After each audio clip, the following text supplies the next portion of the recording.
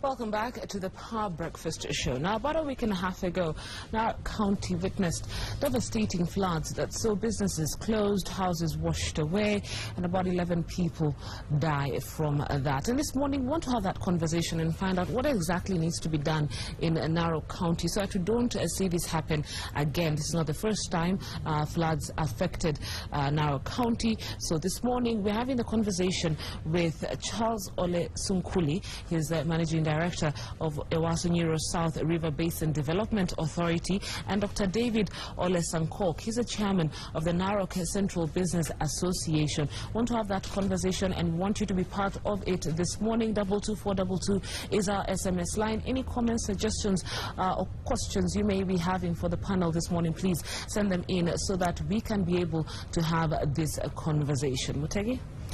Good morning, gentlemen. Good morning. Good morning. Morning. Good morning, sir. Maybe I should start with you, Mr. Dr. David Sankok. Yeah. You've heard, we saw it in the television all over, the chaos that took place in Narok town. I didn't see, I witnessed. You witnessed? Yes, because... Kenya, the rest of Kenyans just saw it. Yes. My clinic is actually on that waterway. And my staff had to go through the ceiling because the water were really raising in an alarming rate. And this one was the worst type of floods that we have ever witnessed in Narok. It was worse because it was made from human negligence. You know, building dams upstream. And then there were no big rains at that particular time. But then the dams gave way. And then when the dams gave way, people were not prepared. You know, unlike rainwater, whereby there is a continuous increase and people will be alarmed and they will run away from the waterways. This one was a broken dam. And the broken dam had those building materials of the dam which came and blocked the waterways, the drainage system, so that the water raised just in a matter of minutes. Nobody had an opportunity to run. That is why there were so many vehicles, more than 20, were washed away. Lives were lost. In fact, others are still buried in the mud because the dam even today, we don't know. There are so many missing people. And those lucky ones went through the ceilings. There were those building materials which came and struck.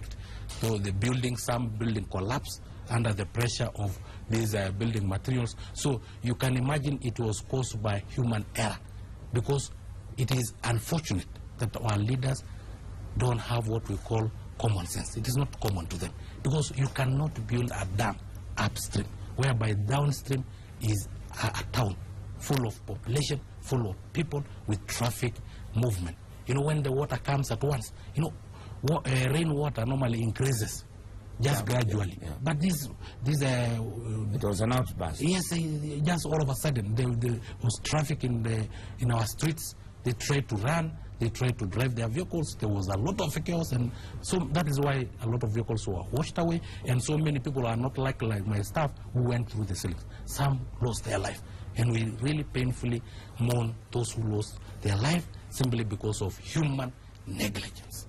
Okay, let's go to Mr. Charles Sunkuli. First of all, Mr. Sunkuli, maybe you can tell us whether you're related to the Sunkulis we know. Maybe yes. Meaning? From the same lineage. Yeah, the same family. Yeah. Now, you are the Managing Director of the Ewasonyiro South Development Authority. How do you explain that what has been said? Being that authority, development authority, probably people think you are responsible for these dams. Yeah, maybe I would like to clarify a certain position.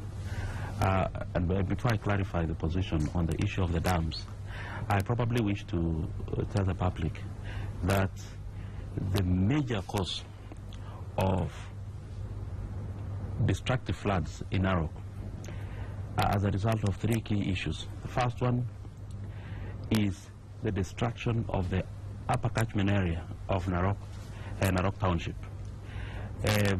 You know, Narok Town is below the Mao area, and a lot of farming takes place upstream in the upper catchment. So the soils are bare. The area where the floods actually enter the town is a place called Kakia, which is about 31 square kilometers in terms of the area of the flood catchment. That area is bare, the farmlands are bare, and the water that flows into the gullies there is very high, without control from any growth of crops, of trees. That has increased the flow of water into the gullies that go to the town. Now, the other problem, of course, are the regulatory issues within the built area of Narok town. These are issues that have also contributed a lot to the destruction of the buildings in town. The other one is actually lack of capacity building among the communities around there, because issues of soil conservation, water conservation in the upper catchment have been very minimal. So those have been the causes of the floods. Now, coming to the issue of the dams that have been constructed upstream. Actually, there are no dams that have been constructed. What has happened is that some civil works on check dams are going on. As the Wasonyiro South Development Authority, we are not in any way involved in the construction. I'm sure the county government and all the authorities on the ground know who is undertaking the construction. As for Wasonyiro South Development Authority, we are not engaged in that. What ENSDA is involved in, Bonamutegi, is that we have undertaken the feasibility studies and designs. We have not concluded the designs. Our designs have not been approved by the engineers. Designs for? What are you designing to do? We are designing the water storage in the upper catchment. We are designing the conservation effort in terms of tree planting upstream. We have also included a component on community sensitization on conservation. That strategy has been developed, but the detailed designs are ongoing, and I can assure you that the design we have come up with will provide a long-term solution. However, we have not started the implementation. But what is going on now is the intervention being undertaken by the county government and the partners who are already on the ground. For ENSDA, we are not yet participating in any of those developments. So, yes, actually, in Narok, it has been an issue of finger pointing. Yes. In the past regime of the Narok County Council, County Urban Council, yes, or Town Council, yes, there was a claim that because of the floods of that time, during the transition time period, they were given 400 million by the national government to try and mitigate the issue of floods in Narok. But I'm assuring you, because of corruption, nothing has been done. In fact, what happened to the 400 million? Up to now, we don't know. It is yet that we will be told where is the 400 million. Now the county government again is saying it has set aside 1 billion. We don't know if that one is another area of corruption or what it is, because if for the last 20 years, we have been having floods in Narok, and we have been having our share of leaders who only come and talk and say we are doing this. And you know, Bonamutegi, the mouth will say anything. The mouth normally say that I'll go and urinate, but we know it have never urinated. So the issue of saying and saying and saying, it is really pathetic, and it is really demoralizing the people in Narok and the business community in Narok. It is scaring away investors. So whose dams are those? Those dams, let me assure you, Mr. Mutegi, if today you construct a building and the building collapses, you are taken to court. If it have killed people, you are sued because of murder, the owner of the building and the contractor. So we know that the dams don't build themselves. So there must be, in fact, the county government must be involved, because normally it must have been approved by the county government. Nobody can come and start a construction. Are you ignorant of who's there? Are you saying you don't know? You know, I don't want to mention names. Why not? But the issue is that the county government when you build structures, yes, they normally put a board there. Yeah. This project is one so intended for this, and the NEMA has approved. Yeah. Normally NEMA, the local authorities have approved. So why do you find it difficult to say? Because if I go there myself, I can see the project and the board. So why you are unable to say that? Anyway, what if I go there, what will I read? Well, Mr. Mutegi, what I will say is that the contractor should be taken to court. The owner, who is the county government, of course the chief executive officer of the county government should be taken to court and sued because of murder. Because that murder came as a result. So are you saying the construction belongs to the county government, not private developers? The construction belongs to the county government. Yes. That is purely. So you don't want to, you just don't want to name the governor, whom everybody knows. Of course, he's the chief executive officer of the county government. Yeah. And he's the one that approves any plans that are undertaken to improve maybe the drainage system of that town. And when he came in, the first thing that the business community told him is that we have a menace of floods here in town. And we know that there are rivers which cross big cities like New York. You don't normally block the waterway. You just let the water flow, because it is very difficult to block the waterway, especially when you know that there is population downstream. Because even if you construct the best dam, 10 years, 20 years or 50 years or even 100 years down the lane, it will get old and it will give way. And when it gives way, it will cause a lot of untold damage and even loss of human life, as it have now caused in Narok.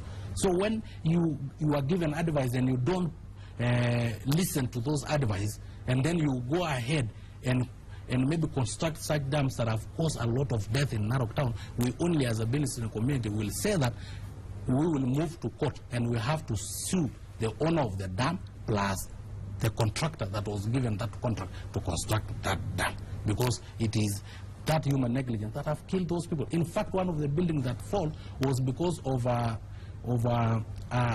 beam, a pillar that was brought to be put up on security light. Yeah, those big metallic pillars, and it have been there for almost 1 month. They have not put it in place. So when the water came and washed it away, it knocked out buildings. In fact, that building that fell, where 5 people were on top of it and all of them were washed away, the building was knocked by that particular pillar, which was supposed to be for security light, that have been staying there for a whole 1 month. Why did they bring the pillar if they were not ready to put it in place and to tie it so that it does not block the roads, it does not block our drainage system? You know, just human negligence. Let me assure you, Mutegi, it is human negligence. And our leaders, instead of giving a solution, they have come up and fight. How can you fight when we have not even buried those who have died there, who have died in the floods? What is the issue about? Huh? What is the fight about? The fight he is talking about? Personally, I really, from my position, I would really want to concentrate on the expert opinion. Yes. On what goes on in the politics. Yeah, because personally I'm not a politician. I'm a civil servant, and I really do not know a lot about politics. What I know, I want to give the expert opinion on this. Yes. Of course, what Daktari has mentioned on the pillar, there was also an additional problem, that is the sediment flow from the upper catchment. It increased the weight of the water and the force and the speed. That speed and force actually, plus the sediment that he's talking about, the sediment load, it actually caused a destruction in the built areas. And for me, I think the issue, the key issue now is whether there is a long-term, actually a sustainable solution to the flood control. And the way I look at it myself is that as a Wasonyiro South River Basin Development Authority, we have the background, we have the experience to deal with this. And as we speak today, our engineers, our partners, we're actually partnering with the local authorities there, the other agencies involved in this, and other experts like from the universities. Because the problem in Narok is very complex. The flood control is complex. It's more complex than is being reported. It's complex because it's even bound to increase, given the location of the town, given the destruction in the upper catchment.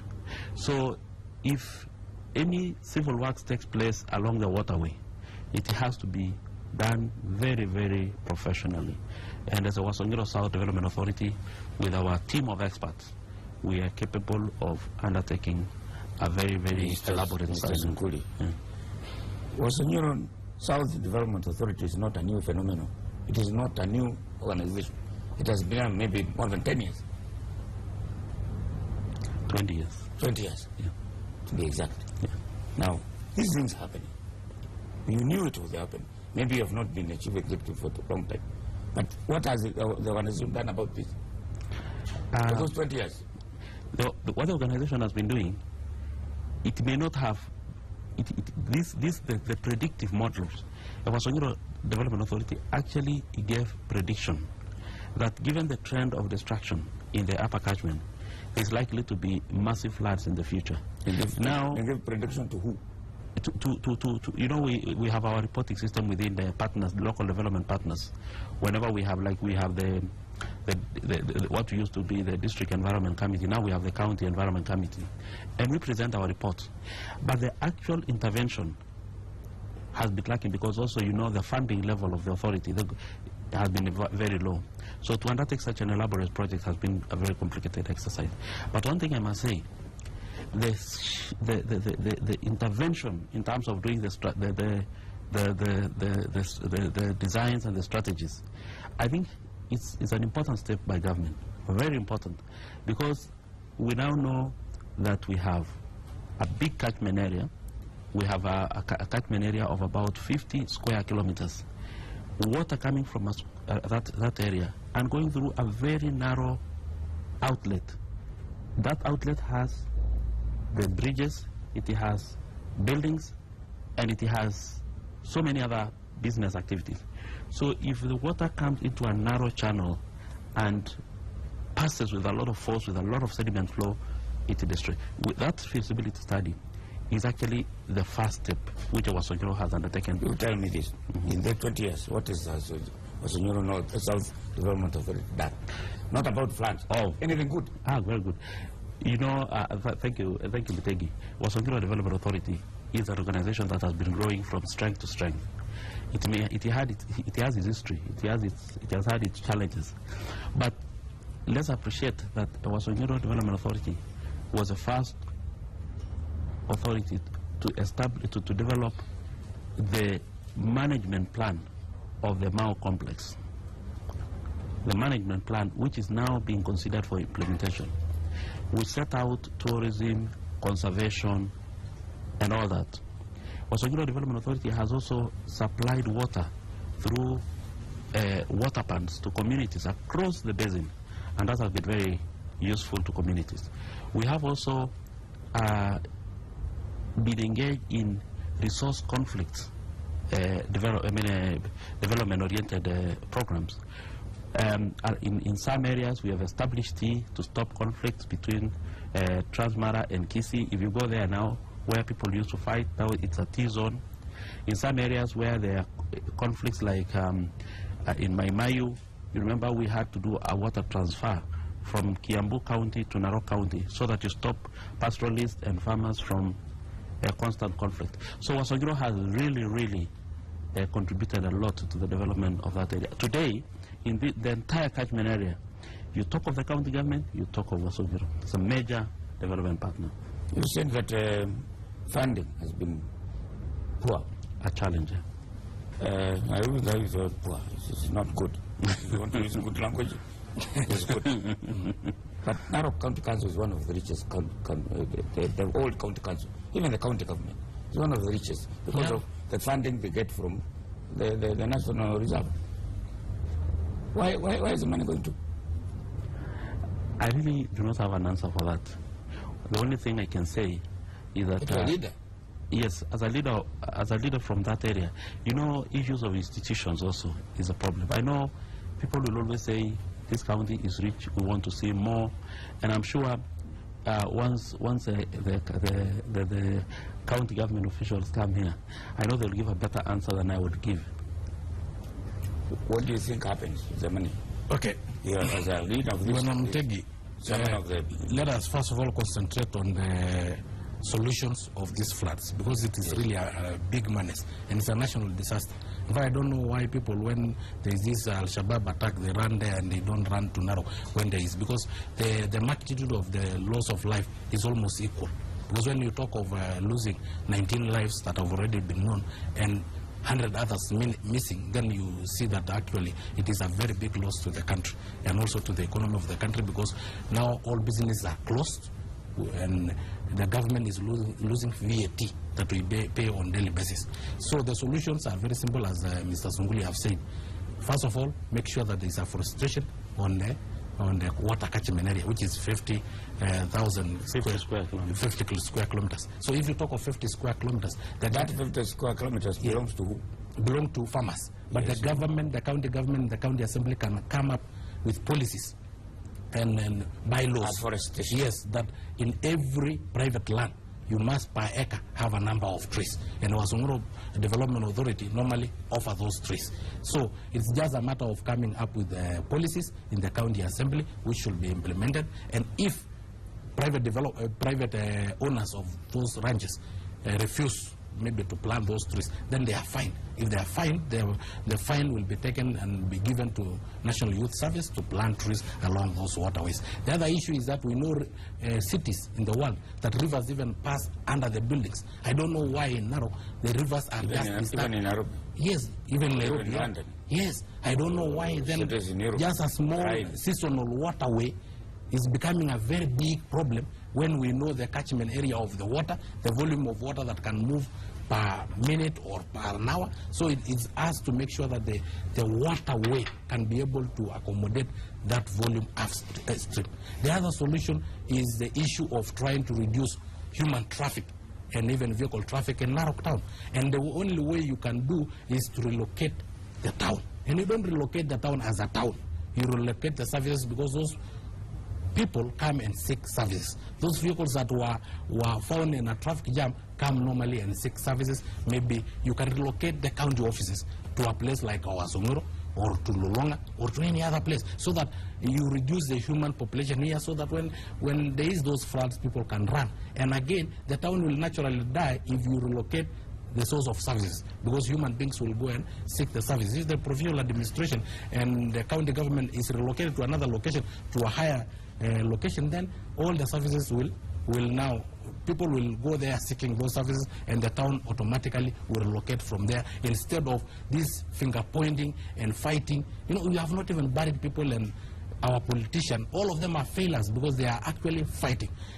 And another solution is that there were so many people who are on transit to Kisii, who are on transit to Bomet, who are on transit to Kisumu, that passed through that Narok highway, and they were washed away by those floods. So even if the national government don't care about the people of Narok, wacha sisi tubebwe na floods, basi tengenezea hao wananchi wenye wako on transit a bypass or a flyover, so that at least they can travel safely. The wazungu wenye wanatoka ng'ambo, those tourists, they can travel safely to Masai Mara, instead of being hauled up in a jam or sometimes being washed, because our vehicles who are on transit that were washed with floods. You remember that most vehicles were diverted through the Nakuru route. So you can imagine such untold suffering by motorists who are just traveling to the maybe Masai Mara, bring a lot of government revenue. So we ask the national government, even if you don't feel for the people of now, then feel for those people on transit,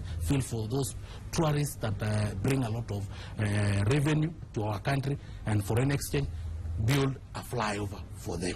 Or since the floods took place, yes, what has happened? National Youth Service and the Ministry of Devolution, we really thank them. They came and assisted us. They opened up the drainage system. They removed the mud that was all over in our whatever, and they rescued some people who are locked up in buildings. They removed the bodies that were on sand and those that were washed away along the rivers. The vehicles that were on the river Narok, they assisted in removing. So, and also the Devolution Ministry brought food stuff for the victims, and we thank the government for that. But the national government, you have to do more, because we have the National Disaster Kit. These people need to be compensated. For heaven's sake, there was somebody who depended on that business, kabisa, and he have lost the business, the building have gone, everything, every stock have gone. Na watoto wako shule. Yes, watoto saizi wajaenda shule kama watoto wengine. What about the county government? What has the county government done? Up to now they have to tell us, because up to now they have done nothing apart from just attending funeral services. It looks like you are talking more politics. No, I'm not talking of more politics. Because what have they done? Let them come and say what they have done. Because we have not. What has the county government done, in your understanding? Yeah, maybe let me talk about from the point of view of our role as government agencies. Yeah. What I know is that as a government agency, we have developed, as we speak today, we've put together a multi-sectoral team to address the issue of an integrated approach to flood control and management. This group has the team has a Wasonyoro Development Authority, it has Masai Mara University, it has Narok County Government, it has the National Environment Management Authority, it has Water Resource Management Authority. We are putting, at the Fiscal Planning Department, we are putting up a team that will address the many facets of the floods, because there are regulatory issues in fiscal planning, regulatory issues. There are environmental issues which are regulated by NEMA. There are water issues which are regulated by the Water Resource Management Authority. As a Wasonyiro Development Authority, our key role is on conservation of the water upstream and also the environmental conservation. When Mutegi, if I heard you well, you asked what have the county government done? Yes, so far. Because at least people have lost their life. So we want to know what they have, the little they have done to us, to assist those families, to even pay school fees for those kids who no longer go to school because of the loss of income from their parents. Those orphans that have been left. What have the county government? 90% of the revenue from the game park goes to school education. Yeah. Is that, you saying it is not enough? No, I'm saying of these floods. Yes. After these floods, because you asked the question, yes, what have the county government done? Yes. Because I've told you what the national government have done. Yes. They have sent, we have seen all those lorries, we have seen all those health movers doing all that they have done. We had around 10 buses from National Youth Services. We had thousands of youth. I will ask the question because you have seen. Yes. But him, you want to be official. You cannot speak for the county government. He can actually speak better than me. It is future plans. He is actually giving us future plans. Yes. But we want what have already been done during this 20 days post the floods. Yes. Yes, period. Because there must be something that will be done to those families. Yes, because they are suffering. Their children have not gone to school. Some children are orphans now. Some people have lost their entire livelihood. You have put up a business empire, and the whole of it plus the building have just gone away, have been washed away. These people are sleeping hungry. We have seen that whenever there is a disaster in other places, we even have tents whereby people stay temporarily, and they are fed temporarily, and they are clothed temporarily, and they are sheltered. Have you seen in Narok how many people lost their livelihood? We have not seen such move. That's why we are asking, we need to know what have been done now in these 20 days to the business community. I think Mutegi, maybe to me, if we say what has been done, what I know is that there was a coordinated effort in terms of the emergency food supplies, provision of medical services, support for the families that were affected, which was actually done with the leadership of devolution. The CS, devolution. Yes. The CS and the team came to the scene to provide support, to support the authorities on the ground. As our Wasonyiro Development Authority, we did participate actually in supporting the process down there. Those who are, you know, those ones, that is a care for those who are affected. But going forward is a critical thing. And you know, Narok occupies a very important place in the economy of of the region, the South Rift and southwest Kenya. Because when the floods block the road, there can be no communication to western Kenya, to southwestern Kenya, especially Nyanza region. But we are only focusing on floods, the flood areas now. More areas are actually opening up to bring water into the town. There are areas around Machariani. There are new farmlands which have been opened. There are major gullies developing, coming into the town. I like what Daktari has said. To think about the future position of the key services in town have to be given a fresh thinking, because the future is a little more challenging in terms of flooding than we are seeing now. And look at another area in Narok County that is a potential threat to the economy of the area. Look at Suswa area. You can see the floods are eating into the road, and you can see already a huge sediment flow coming onto the road. The sand harvesting there, plus the floods, is destroying the road. It might be very difficult in future to have communication lines between Nairobi and the southwestern Kenya. And the flooding is causing major havoc. People harvest the sediment flow from the floods. And to me, the solution needs to be now, not later. And I would want to inform the public that as a Wasongiro Development Authority, will work closely with all the partners on the ground, and especially the county government, so that we can develop a long-term solution. The history, of course, is difficult, but I think we now need to give a solution now and not any other time. And we'll be requesting government and other donors to support this project. The project will cost, at our initial estimate, is at 1 billion. What has happened so far as a result of flooding, it has created a new major challenge in terms of opening up gullies. Even in areas that we are going to do check dams, there are now fresh gullies coming up.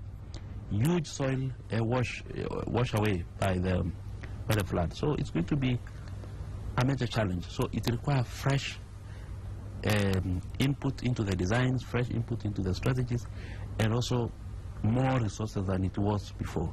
And it can only cost more in future if this problem is not solved now. You're suggesting that services, public services, be removed from the center, this town center. Yes. So that services may be taken elsewhere. Yeah. That has been suggested before, and it has been opposed by some people. That is what I'm telling you. Our leaders are fighting over even dead bodies. You have seen that we now mourn our brothers and sisters that were washed away, but instead of them giving us solutions, they are even fighting. It is just a counter fighting and whatever, but that is the solution. And when we talk of the solution, that is the solution, whether somebody support or it does not support, that is the solution of Narok, that services must be relocated. The other issue is that we have seen that Narok County government, as per now, 2 years down the lane, and even the Narok Town Council of that time have not been able to mitigate these floods. We want them now to swallow their pride and say, the machine, we are not able. And then hand over the job to our Wasongiro Development Authority. Because we have seen success stories of our Wasongiro South Development Authority. We have seen the supply of water in other areas, the tanning industry that they have put up in one of our centers and in our centers, the water supply in most of the places. So if then there is a success story of a certain organization, it is also a government agency. We can, as a county, allocate fund. It may cost 1 billion. Allocate it to our Wasongiro Development Authority so that the work can start now.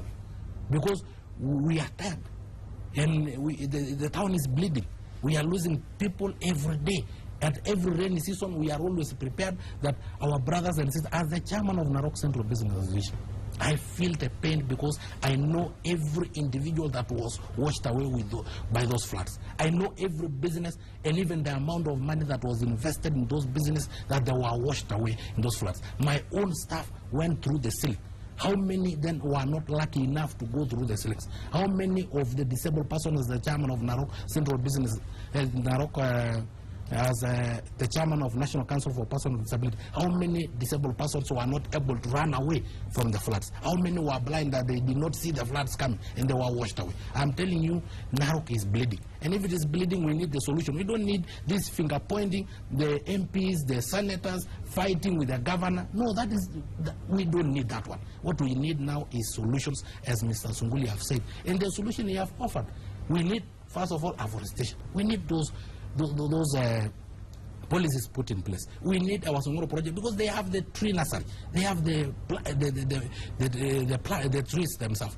Let them go ahead and plant the trees along wherever these floods are coming from and give the solution as from now. Let us make sure that the waterway is made clear, even if it means that some structures will have to come down. Let them come down because structures are not more valuable than human life. We cannot save structures and lose human life. No, let the pathways be made clear. Let the volume of water get its own way downstream. So let them get prepared. And let them start the issue now so that we don't end. You know, we are using a lot of money to kurekebisha the mess that have already been done, instead of using money to construct that waterway so that when there is flood, they just flow downstream, and the whole issue is not there. Yes. But just maybe I would like to say two important things. Yeah. First of all, and this should come out clearly, no one institution or not only government agencies are going to provide a solution. It has to be a multi-sectoral approach. It has to be a coordinated effort, because where water conservation is going to be done is above a major city that is heavily populated. It requires very careful design and execution. That is very important, not one agency. You need a multi-sectoral approach. That is one. Number two, you know, looking at the impact of the floods, especially in the town, what it has done, it has devastated businesses of people who have invested in this town for a long period.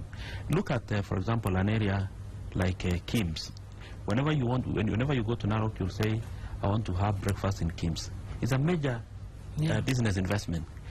Now, the businessmen there have put in a lot of money into that investment. In terms of immediate solutions, I mean immediate intervention, if, for example, eventually the regulators say these structures are not in the right place, there could be better ways actually of addressing that. If compensation has to be there, then those are issues that will have to be solved. But I know that the county government has that responsibility of overlooking at the development guidelines within the town. Because I know of a friend who lost the wife, Jambo Studio, where all of us grew up going to the Kinyosi there, and we really feel very sorry, because we know how he has struggled to bring up that business, and now he lost everything. So actually, the lifeline of the economy of Narok County has been affected, because the core business area has been affected. The core drivers of the economy have been affected. We really feel for them, and it is now that we have to provide a solution so that these businessmen can go on with their businesses. So I think it's important, and I believe this is something that we're going to act on as agencies on the ground. How do we support the business community there so that they don't suffer in future like the way they have suffered now? And we really wish to, personally I really feel, and we really condole with the families that were affected, the businessmen who were affected. It was a very painful experience. We attended the funeral service with the government officials there, and it was very sad. But looking at the hopes they have, it's tremendous, and therefore we have to put in strategies that will cushion them from such adverse effect in future. Your suggestion that public services be removed from the district, from the middle of the town. Yes. That means we are suggesting that the towns gradually should die. You know, once you take services away from the central business district, you reduce the population. Hence, then when the floods come, there's room to run away from the floods. You reduce the human population, apart from the traffic. And the other issue is that the town eventually don't grow. Because at the moment, you know Narok town, the design of Narok town, even if today we grow to the size of Washington, D.C. or New York, we don't have a space to put up a roundabout. Leave alone the drainage system and or the walkways, you know, the pathways. You know, the Narok is poorly designed. And the only thing now we have, and the only thing that have remained now is for us to make sure that we relocate the town. But slowly, you know, you cannot just come and, you know, relocation of town is not removing the building using bulldozer and putting them somewhere else. It is relocating the services. Because people normally go to town to seek services. They don't go to town for any other things. You know, town developed because of services that are there, the marketplaces that are there, the county or the government services that are there. So let us relocate as a government, because we cannot relocate human beings physically.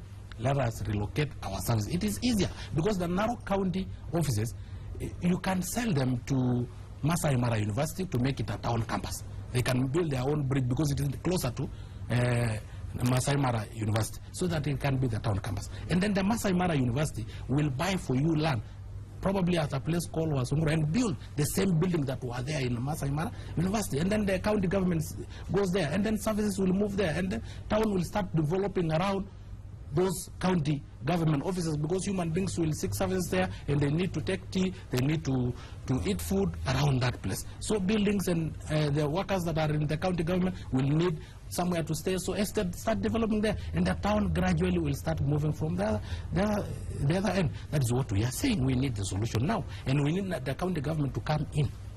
Those people who have been affected, let them be assisted, even if it is a loan scheme, so that they can restart again, because they are the movers of the economy of Narok, but they have lost everything. A building like Tropical had millions and millions of shillings. They have lost everything. How will they restart? If Tropical now dies in Narok town, which is normally the source of school uniform and other things, then I'm telling you, we have to go travel all the way to Nakuru, we have to travel all the way to Bomet to go and buy school uniform. James, as you have said, is actually in the middle of town, and that is where people seek normally their food. Now you have to travel longer distance, you have to burn fuel to go and other hotels that are outside the Narok Central Business District. I'm telling you, it is pathetic. We need medical care, because there can be things like cholera now coming up. We really need the county government to do something. And I'm assuring you, as Sunguli have been saying, he have seen the devolution ministry.